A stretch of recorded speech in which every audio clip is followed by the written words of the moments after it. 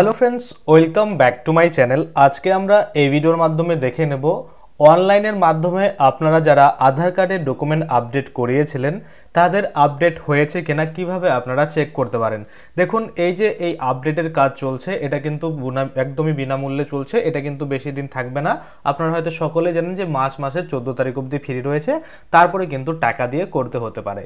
তো আমরা অনেকেই আপডেট করার চেষ্টা করেছি, কিন্তু শেষে দেখা যাচ্ছে যে আপনাদের রিজেক্টেড হয়েছে বা কোনো কারণবশত অনেকে বলছেন যে অনেক দিন ধরে পেন্ডিং পড়ে রয়েছে, না হলে অনেকে আবার বলছেন যে কোনো কারণবশত যে আপনাদের কিন্তু এই যে ডকুমেন্ট আপলোড দিয়েছিলেন সেটা ভুল হয়ে গেছে। সেক্ষেত্রে আপনাদের কি করণীয়, এই যে যাবতীয় তথ্য টোটালটাই কিন্তু আজকে আমরা এই ভিডিওর মাধ্যমে দেখে নেব। তো চলুন বেশি দেরি না করে ভিডিওটা শুরু করা যাক। ভিডিওটা শুরু করার প্রথমে আপনাদের যে কাজটা করতে হবে, এই যে দেখুন এখানে একটা লাইক বাটন রয়েছে, এখানে ক্লিক করে ভিডিওটাকে লাইক করতে হবে। আর সাথে দেখুন এখানে সাবস্ক্রাইব বাটন রয়েছে, এখানে ক্লিক করার পরে নোটিফিকেশন বেল আইকনটা আসবে, এখানে ক্লিক করে আপনারা অল নোটিফিকেশন বেল আইকন যেটা রয়েছে সেটাকে অন করে দেবেন। তাতে করে কি হবে, যখনই আমি কোনো নতুন ভিডিও আপলোড করবো সেটা নোটিফিকেশন আপনার কাছে পৌঁছে যাবে। আর যারা আগে থেকে সাবস্ক্রাইব করে রেখেছেন তাদেরকে অসংখ্য ধন্যবাদ।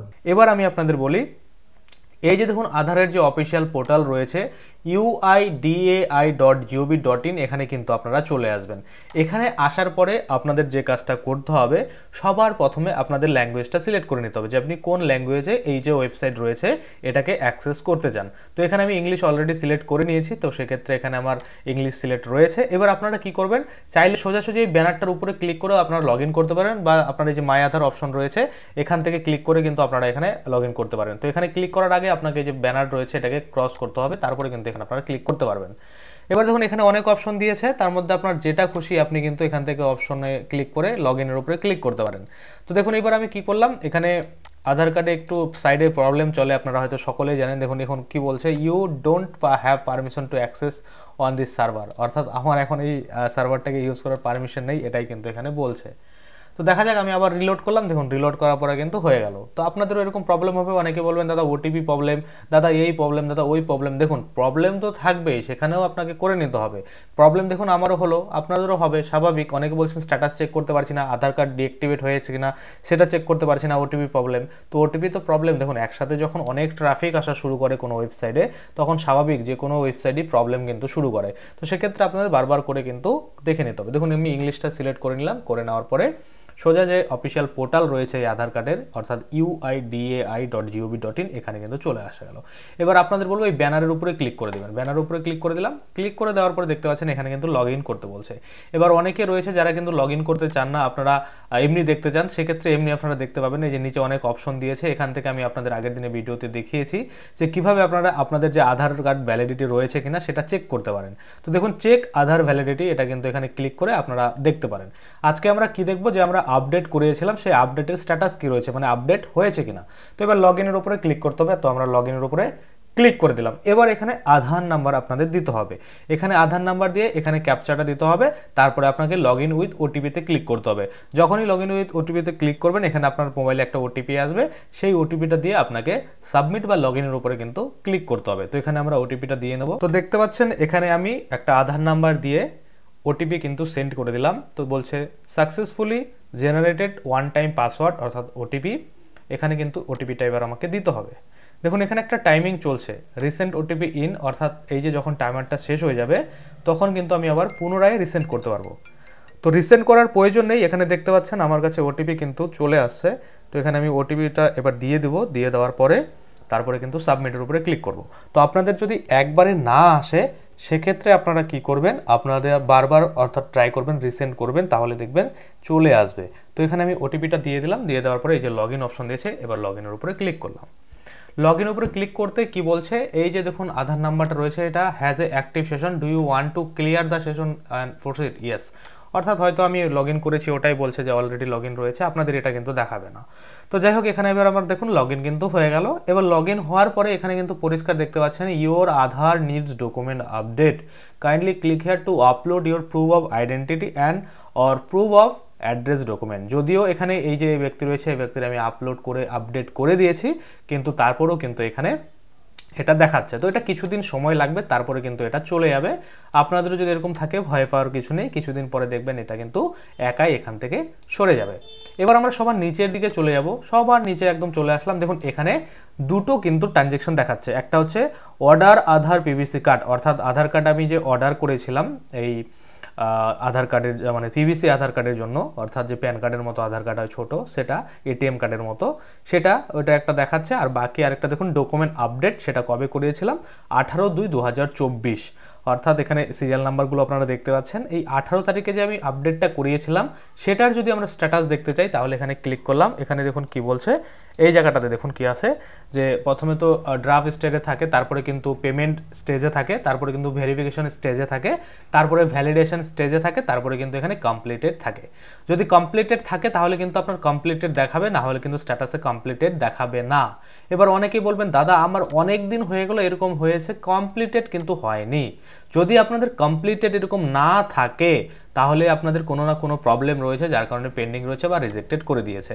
দেখুন এটার ক্ষেত্রে দেখুন এখানে পেমেন্ট করিনি বলে এখানে কিন্তু পেমেন্ট করতে বলছে, আপনারা দেখতে পাচ্ছেন। এটা আমি করতে চাইনি, এটা অটোমেটিক কিছু একটা ভুলের বশত হয়তো হয়ে গেছিলো, এটা আমি ছেড়ে দিলাম।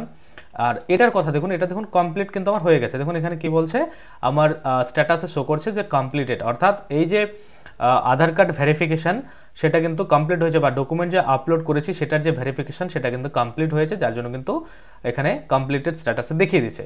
এবার আপনাদের অনেকের দেখবেন কি এখানে কিন্তু এই যে ভেরিফিকেশন স্টেজ রয়েছে এখানেই আটকে থাকবে, ভ্যালিডেশন স্টেজে আসবে না, আর কমপ্লিটও আপনাদের হবে না, এরকম কিন্তু থাকতে পারে। যদি এরকম থাকে তাহলে আপনাদের আরেকটা বুদ্ধি আছে, সেটা হচ্ছে আপনাদের এই যে উপরে চলে আসতে হবে। এখানে দেখতে পাচ্ছেন অপশন রয়েছে আধার আপডেট হিস্টোরি। এখানে কিন্তু আপনি যে আপনার যতদিন আধার আপডেট করিয়েছেন তার কিন্তু এখানে আপনারা সব A to Z দেখতে পাবেন, যে কতদিন কোথায় কিভাবে কি কি আপডেট করিয়েছেন। তো এখানে আপনারা ক্লিক করে দিবেন। তো আমি এখানে ক্লিক করে দিলাম। এখানে ক্লিক করে দেওয়ার পরে আপনারা দেখতে পাবেন এই যে আধার কার্ড রয়েছে, এই আধার কার্ড কবে কোথায় আপডেট করা হয়েছে সব কিন্তু এখানে দেখাবে। তো আপনারা দেখতে পাচ্ছেন এখানে অনেকবার এই আধার কার্ডকে কিন্তু বারবার আপডেট করা হয়েছে। আপনারা দেখতে পাচ্ছেন কখনো বায়োমেট্রিক, কখনো ডেমোগ্রাফিক, এই যে আপডেট এগুলো কিন্তু করা হয়েছে। তো এবার লাস্ট আপডেট যেটা রয়েছে আপনারা দেখতে পাচ্ছেন, আপনাদের সামনে আমি রেখেছি। লাস্ট আপডেট যেটা হয়েছে সেটা হচ্ছে এই যে দেখুন ডেট অফ এনরোলমেন্ট অবলিক দিয়ে দেখুন আপডেট বলা রয়েছে 18/2/2024। আর আমি আপনাদের স্ট্যাটাসে কি দেখালাম 18/2/2024 কিন্তু আমি আপডেট করিয়েছিলাম। এই যে ডকুমেন্ট রয়েছে সেটা কি রয়েছে, টাইপ ডেমোগ্রাফিক আপডেট, অর্থাৎ ডকুমেন্ট আপডেট কিন্তু আমি করিয়েছিলাম। আর বাকি ডিটেলস এখানে আপনাদের দেখাচ্ছে। তো এই যে দেখুন এটা কিন্তু 1 থেকে 2 দিন সময় লাগছে, এই 1 থেকে 2 দিনের মধ্যেই কিন্তু এই আপডেটটা সম্পূর্ণ হয়েছে। এবার আপনাদের এমন নয় যে 1 দিন বা 2 দিনেই হয়ে যাবে, অনেকের 2 দিন লাগে, অনেকের আবার 3 দিন লাগে, অনেকের আবার 7 দিন লাগে। তো যাই হোক আপনারা ওয়েট করবেন, বারবার চেক করবেন, দেখবেন আপনাদেরও কিন্তু হয়ে যাবে। তো এভাবে আপনারা চেক করার পরে আবার গো টু ড্যাশবোর্ডের উপরে ক্লিক করবেন। এই যে আপনি যখন এখানে একবার দেখে নিলেন যে আধার আপডেট হিস্টোরি এখানে দেখে নিলেন, তারপরে আবার যদি আপনি স্ট্যাটাসের উপরে যান তাহলে দেখবেন কি এখানে এই যে ভেরিফিকেশন স্টেজে এখানে আটকে ছিল, তারপরে দেখবেন এখানে কিন্তু এগুলো কিন্তু কমপ্লিট দেখাবে। কারণ অনেক সময় হয় কি, মানে ধরুন আপনার আপডেট সম্পূর্ণ হয়ে গেছে কিন্তু কোনো কারণবশত এখানে আপডেট আসেনি, এরকম হয়ে থাকে, অনেকের ক্ষেত্রে এটা হয়ে থাকে যে এখানে কিন্তু কমপ্লিট দেখায় না, কিন্তু এখানে গিয়ে দেখলে দেখা যায় যে হয়ে গেছে। তো যখন আপনি এখানে ক্লিক করে একবার ঢুকে দেখলেন, তারপরে এসে যখন দেখবেন এখানে কিন্তু রিলোড হয়ে গেছে বা রিফ্রেশ হয়ে গেছে, এখানে কিন্তু আপনার যে স্ট্যাটাসটা রয়েছে সেটা কিন্তু পরিবর্তন হয়ে গেছে। তো দেখুন এটা কিন্তু কমপ্লিটেড হয়ে গেছে। তো আপনাদের আমি বলেছিলাম যে ডকুমেন্ট যদি আপনারা সেম আপলোড করেন, আইডেন্টি প্রুফ যেটা রয়েছে এখানে আর অ্যাড্রেস প্রুফ, সেক্ষেত্রেও কিন্তু আপনারা অ্যাপ্রুভাল পেয়ে যাবেন, অর্থাৎ আপনাদের আপডেট হয়ে যাবে। আর যদি কোনো কারণবশত আপনারা ভুল সিলেক্ট করেন, যেমন আমার ক্ষেত্রে হয়েছিল কি আমি ভোটার কার্ড আপলোড করতে গিয়ে আর কি পাসপোর্ট আপলোড করে দিই, মানে আমি প্রথমে আইডেন্টি প্রুফে সেট করেছিলাম যে ভোটার কার্ড দেবো আর অ্যাড্রেস প্রুফও ভোটার কার্ড দেবো, পরে মনে হলো না আমার পাসপোর্ট রয়েছে, সেক্ষেত্রে আমি একটা আইডেন্টি প্রুফে দেবো পাসপোর্ট আর অ্যাড্রেস প্রুফে আমি ভোটার কার্ড দেবো, সেটা আমি দিলাম। কিন্তু দুটোতেই আমি ভোটার কার্ড সিলেক্ট রেখেছিলাম, কিন্তু একটাতে আইডি প্রুফে পাসপোর্ট দিয়েছি আর একটাতে কিন্তু ভোটার কার্ড দিয়েছি। তখন আমি কিন্তু 1947 যে হেল্পলাইন নাম্বার রয়েছে আধার কার্ডের সেখানে ফোন করি এবং জানতে চাই যে এই যে আইডেন্টি প্রুফে আমি ভোটার কার্ড সিলেক্ট করেছি কিন্তু আপলোড আমি পাসপোর্ট করে দিচ্ছি, সেক্ষেত্রে কোনো প্রবলেম হবে কি না? আপনারা 2-3টা ভিডিও আগে দেখলে সেই ভিডিওটা পেয়ে যাবেন। ওখান থেকে পরিষ্কার বলা হয়েছিল যে কোনো রকম প্রবলেম হবে না।